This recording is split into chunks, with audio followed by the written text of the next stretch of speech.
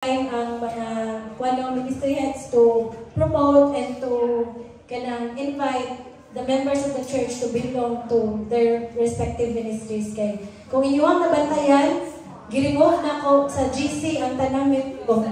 Kay para natay bagong membro this time, I pray nga kung unsa ang inyong pinyon nga ministry, inyong yun na siyang tindugan o inyong yun na seryosohon. Okay? Do not enroll or do not ayaw pag-appeal sa ministry if you are not really committed to serve to this ministry.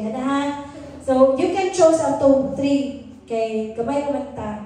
Pero kung commit mo ang ministry, ang kanang ministry head point sa inyo ha, or kanang mudawat sa inyo ha diha, kay kuwan na, kanang musalig ng mga lagay kung kakauban niya. So, kanang let us also honor their ilang paghatag og panahon para mo-train sa imuha, ito. Sige, so sa pinakauna, cash tithes and offerings division head. Finance team, can you please stop when you're tanang and this is the key responsibilities of our new ministry head. Actually, money ang ministry and ilang key responsibilities to collect and count cash, tithes, and offerings during worship services and church events. Ensure secure handling and safekeeping of cash before deposit. Process cash-related transactions for church activities and ministry needs. Coordinate with the ushering service team during collection and prepare and submit initial cash records to the Records and Reports Division, and attend monthly meeting with the local church pastor. Sige, can we invite Auntie Luz that is up front? Auntie Luz, that is up. So you are the cash, tithes, and offerings division. So ang atong finance team is now divided into 3 sections. Ang first is ang cash, tithes, and offerings. Okay, next is ato ang records and management division. So the key responsibility is very HR. Maintain accurate and organized financial records for all transactions. Prepare weekly, monthly, and annual giving with official bank deposit and expenditure. Financial reports for church leadership. Reconcile cash and online giving with official bank deposits and expenditure. Safeguard all financial records and ensure confidentiality. Provide financial summaries for church meetings, assemblies, and leadership decisions. Okay, so that is Ms. Rose Carmen Macy and Sheta, our records and management division head under finance. Next is our online transfers and division. Okay, so the key responsibilities is to monitor, track, and record online giving. Ensure proper acknowledgement and documentation of online donations. Process online disbursement and funds for church ministries and events. Provide regular updates on online giving trends to church leadership and coordinate with the Records and Reports Division for reconciliation and reporting, and attend monthly meeting with the local church pastor. So, finance team, we will have a meeting monthly. Okay, so wala sa Ethel Dari, but she is our head for online transfer and transaction. So, your tithes na online will be sent to her. Then, si Ate Luz ang in-charge ato ang cash. Sa Tinimpol ang mag-present sa mga report. Okay? Sige, next is ang logistics service team head. Nalikot lang that's the angle. So, this is the key responsibilities. Paminaw chan and paminaw sa tanang gusto may membro sa ministry sa logistics. Provide overall leadership and direction to the logistics ministry service team. Plan and oversee set up and tear down of worship spaces, events, and special gatherings. So siya mag-set up, siya ang mananggal. Okay? Then ensure availability and proper arrangement of chairs, tables, tents, instruments, decoration, and other church equipment. Manage storage, inventory, and maintenance of logistical materials. Coordinate with other ministry heads, such as worship, ushering, multimedia, and finance to meet event requirements. Organize transportation and delivery of equipment when needed. Ensure safety, cleanliness, and orderliness of church premises and before and during church services. O mag-delegate of task, train logistics team for efficiency and teamwork, and work with the finance service team for any budget or financial needs related to logistics. And support church leadership in planning large-scale events, conferences, or outreach activity.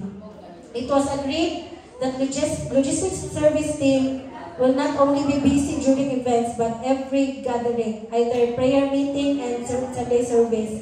So, ang logistics team will function. Okay. So, si Chan is our ministry head. We will all call you in front later. Next is...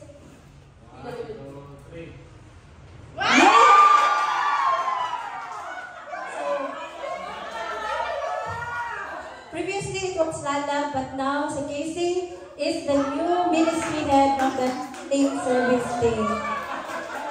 So, Paminaw Church, because this could be your responsibilities as well if you enroll or if you plan to serve the church or the Lord through this ministry. So, ang key responsibilities is to warmly greet and welcome attendees as they arrive at the church, assist first-time visitors by providing guidance and necessary information, distribute bulletins, envelopes, or other materials for worship services, provide direction and assistance to various areas, so guide attendees to available seating and manage overflow areas, maintain order and reverence during services by minimizing distractions, okay? Then, assist with tithes and offering collections in an organized and respectful manner, support special church activities as directed by church leadership, provide help in case of emergencies or safety concerns during services, in charge of celebrations such as birthdays, wedding anniversaries, graduations, or other greetings for church members, and coordinate with the creative production service team for announcement posting on the church Facebook page or during service. And lastly, coordinate with the finance team for any financial needs related to welcoming guests or celebrations in the church. Okay, so that is the role of our UST or ushering service team. Okay, next is our head.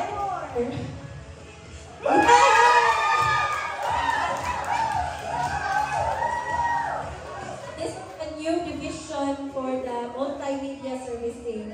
So now it is divided into two. The first one will be headed by Dodo Christian Luis Magallaon, Technical Execution Service Team Head. Yay!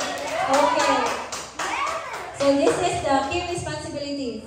Operate and oversee sound system, microphones, and audio mixing during services and events.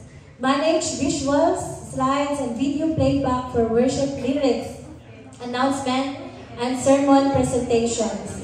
Coordinate and operate live stream production, ensuring high-quality broadcasts for online viewers, and monitor and maintain technical equipment for reliability and excellence. Train and guide volunteers in technical operations, building a strong and capable support team. Okay, so that is the technical execution service team. And si Dodo will be the head of that ministry. Next is our new ministry.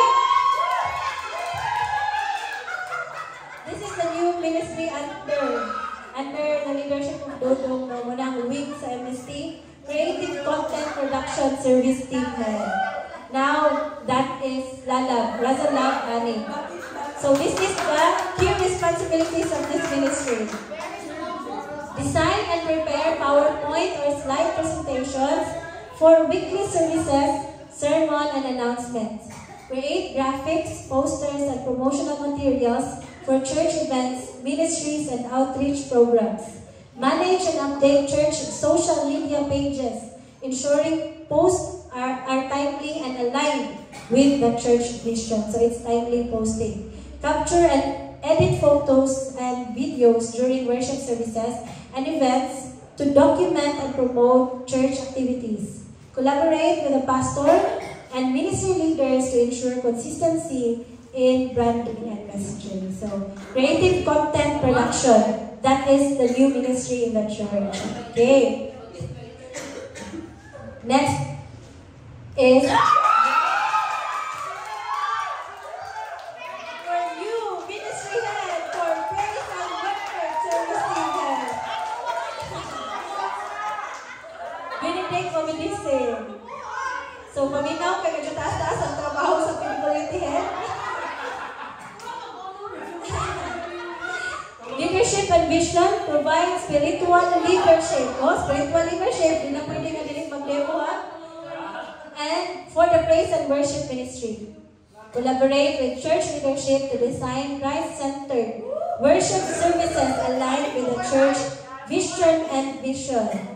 So lead the congregation in authentic, spirit-filled worship that fosters participation and reverence. So for team development, recruit, train, and disciple musicians, vocalists, and technical team members.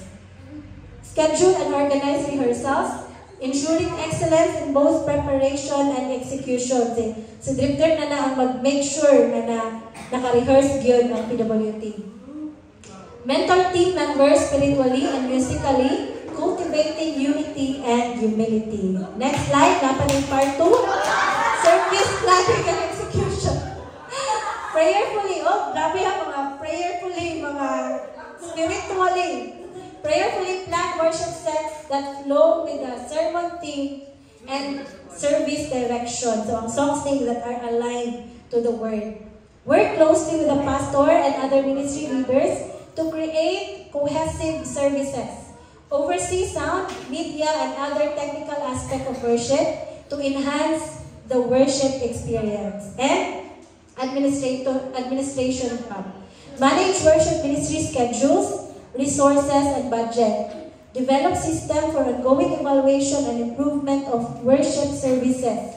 And ensure lyrics, media, and technical requirements are prepared in advance of each service. So it is you who will make sure na sakto ang lyrics, sakto ang kanta ng gibuhat sa MST, and then you will oversee na katong assignments, monthly assignments. So, praise God for Drip. He is our new head of the biggest ministry in the church, PWT. So, praise God.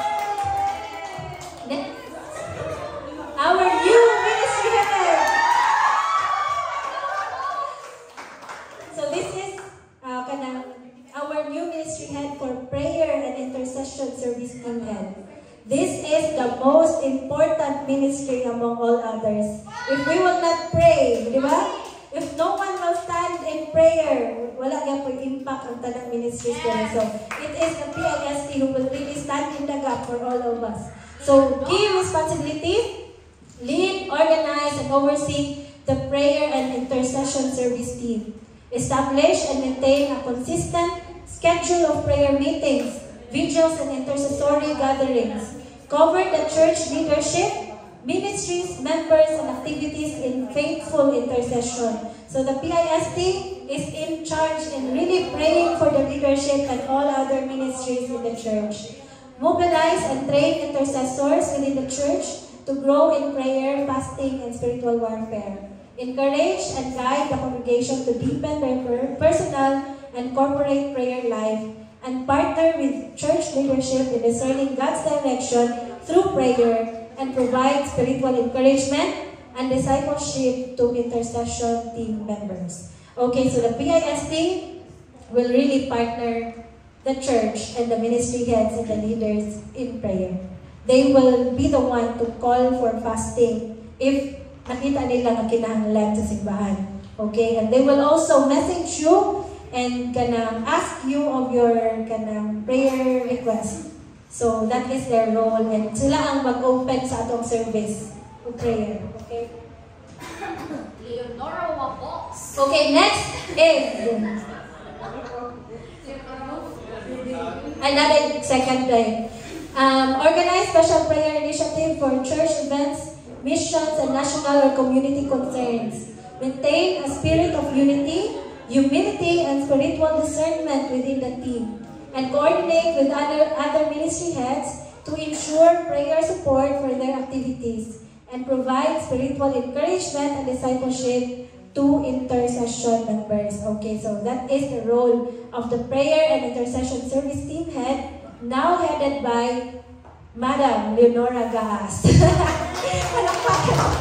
Praise God, thank you, Lord. Yeah, this is building and maintenance service team head. So for the information of everyone, it is akong papa ang galihok sa tanan ng mga building maintenance. Nagpataod ani, nagpabuhat ani, nagpatak ani, and everything, no? So that's the role of my father. And gusto nang nako sa imong ministry gyud para ma-recognize siya, ministry work gyud na siya. And to also encourage the church to partner with him sa tanan nga mga improvements nga buhaton nato diri sa atuang center. So this ministry monitors and identify repair needs within the church building. So si Papa na ability no maka-identify nga ato ning ipuhon, ato ning anahan, so kana siya. Coordinate and supervise contractors, suppliers, and volunteers for repair work. Ensure quality and timely completion of all repairs. Propose necessary renovation, upgrades or facility improvement to church leadership, and provide reports and recommendation on building conditions and renovation plan, and manage church tools and resources related to repairs and projects. So praise God. Building and service team head, si Father Lelo. Praise the Lord. So all these ministries and the leaders of these ministries are prayed for. So dili na siya basta lang pick, but yampong na siya sa Ginoo. I also encourage the church to submit to the leadership of people. So, kana siya, no? Lolo, praise. Kung makita ninyo, dagko kayang roles ato ng mga ministries, which is some of it kay dili pa effective now. But gibutang kaya ko dito kay para mangandap ta pagabot sa panahon nga mudako mo kining simbahan, di ba? Sa grasya sa Ginoo. So, now, I'd like to invite all the ministry heads to come in front as you will be promoting your ministries, except for the finance team, because the finance team, they are appointed. Not everyone can be part of the ministry, no? So, there are na ang ministry sa finance team, but let me invite the ministry heads to come in front.